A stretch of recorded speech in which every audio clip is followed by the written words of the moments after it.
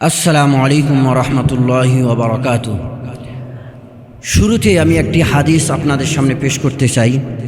হাদিসটি মুত্তাফাক আলাই, ইমাম বুখারী রহমতুল্লাহ আলাই তেনার কিতাব বুখারী শরীফের মধ্যে এনেছেন। হাদিস নম্বর 7150। মুসলিম শরীফের মধ্যেও হাদিসটি এনেছেন, হাদিস নম্বর 142। হাদিসটি সহি সনদে বর্ণিত আছে, মুত্তাফাক আলাই হাদিস। হাদিসটি হলো, মা মিন আবদিন ইয়াস্তারঈহিল্লাহু রাইয়াতান ইয়ামুতু ইয়াওমা ইয়ামুতু হুয়া গাশুন লিরাইয়াতিহি ইল্লা লাম তাজিদ রাইহাতাল জান্নাহ আও কামা ক্বালা আলাইহিস সালাতু ওয়াস সালাম। বিশ্বনবী বলে,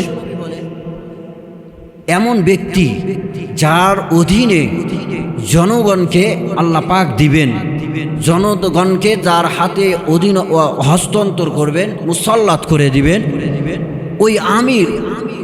ওই আমির মৃত্যুবরণের সময় যদি জনগণের উপরে, জনসাধারণের উপরে যদি গাশ হয়, খেয়ানতকারী হয়, তাহলে লাম তাজিদ রাইহাতাল জান্নাহ, তাহলে ওই আমির, ওই মন্ত্রী, ওই বাদশাহ জান্নাতের সুঘ্রাণ পাবে না। ইমাম আহমদ ইবনে হাম্বল রহিমাহুল্লাহ তিনি বলেন, জান্নাতের সুঘ্রাণ কত দূর থেকে পাওয়া যাবে? তিনি বলেন, রাইহাতুল জান্নাতি আল্লাতী তুশাম্মু মিন মাসাফাতি ৭০ সানা। তিনি বলেন, জান্নাতের সুঘ্রাণ একটা মানুষ যদি স্বাভাবিকভাবে ৭০ বছর হাঁটতে থাকে, তাহলে যত দূর যাইতে পারে এত দূর পর্যন্ত জান্নাতের সুঘ্রাণ চলে যাবে।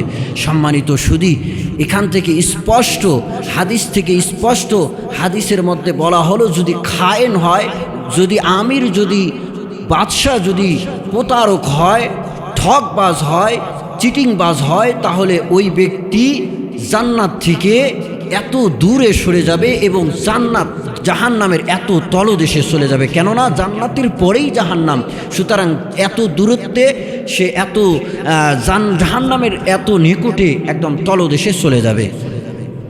এই হাদিসের মধ্যে গার্সুনের ব্যাখ্যা করতে গিয়া মুফাসসিরিনগণ, মুহাদ্দিসিনগণ ব্যাখ্যা করেন যে গার্সুনের অর্থ হলো খাইনুন লা ইয়াকুমু বিমাসালিহিহিম, যে প্রতারক হবে এবং জনগণের উপকারের, জনগণের জীবন চলার জন্য যেই জিনিসগুলো রয়েছে, মাসালে প্রয়োজনীয় জিনিস যা রয়েছে, এগুলো বন্ধ করে দেবে, এগুলো উপভোগ করতে দেবে না, এই সুযোগ সুবিধা দেবে না।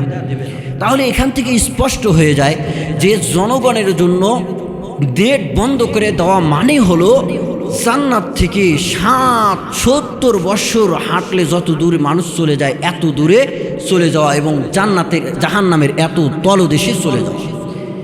কেন? নেট এটা এত প্রয়োজনীয় জনগণের জিনিস যে মানুষ জীবনযাপন করার জন্য মানুষের প্রধান মাধ্যম হলো বিজনেস। এই বিজনেস চলে, ব্যবসা বাণিজ্য চলে হচ্ছে নেটের মাধ্যমে। সুতরাং নেটটা মানুষের এখন জীবন যাপনের জন্য, জীবিকা আহরণের জন্য, জীবন ধারণ করার জন্য অতীব প্রয়োজনীয় জিনিস। এই অতীব প্রয়োজনীয় জিনিস যদি মানুষের বন্ধ করে দেওয়া হয়, তাহলে স্পষ্ট ওই আমির, ওই নেতা জান্নাত থেকে এত দূরে সরে যাচ্ছে যে জান্নাত থেকে এত দূরে চলে যাবে যে জান্নাতের সুঘ্রাণও পাবে না। আল্লাহ পাক সকল এরকম জালেমিন আমির উমারাদেরকে সঠিক বুঝ দান করুক, জনগণের পাশে থাকার তৌফিক দান করুক।